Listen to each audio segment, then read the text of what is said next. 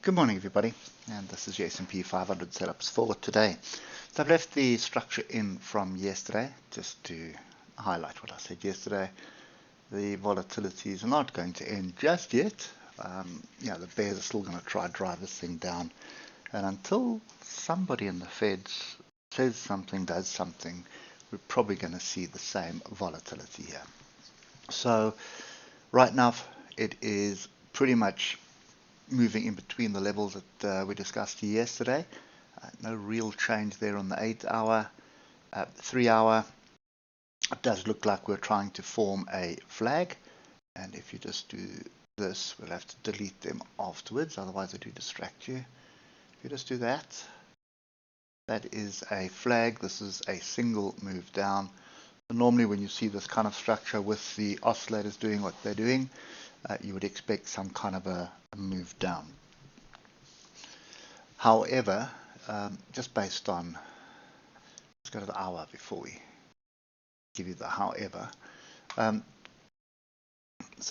However, just based on the noise that we've got, or the economic noise that's in the markets, and AI and war and everything else, and interest rates and everything else, I don't think that this is a flag.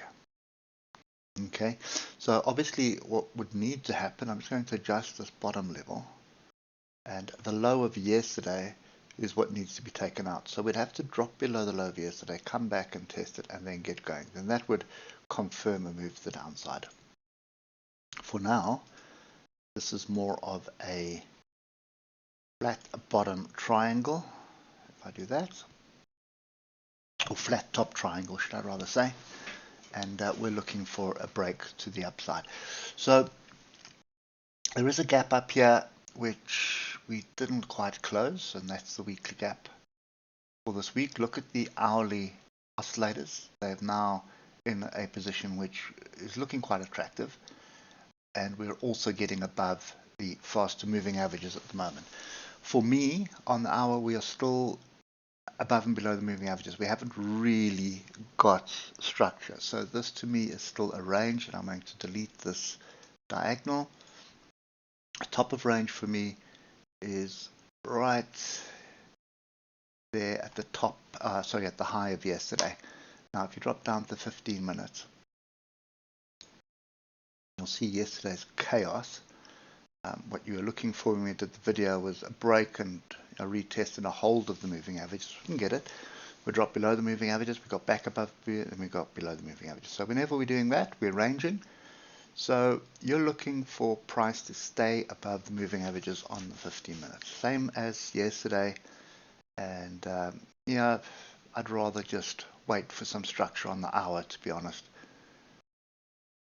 And then you'll be able to start getting in on this. So for me, this is still sit back and wait. We are waiting for a break of yesterday's high, and that is 53.17. We need a break and a retest of that, and on the 50-minute we need to stay above the moving averages. We've got a crossover the moving averages brewing early in the session, but look at my oscillators indicating another leg down, and we do have a little bit of structure here where we are right now. So that wouldn't surprise me to see us come back down to the gap.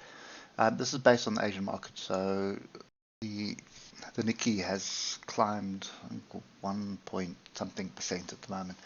So it's kind of a big rebound on the Nikkei at the moment. Anyway, I'm sit on hands. There's no viable option just yet. We do get a break of the highs of yesterday and a retest of that on the 15-minute.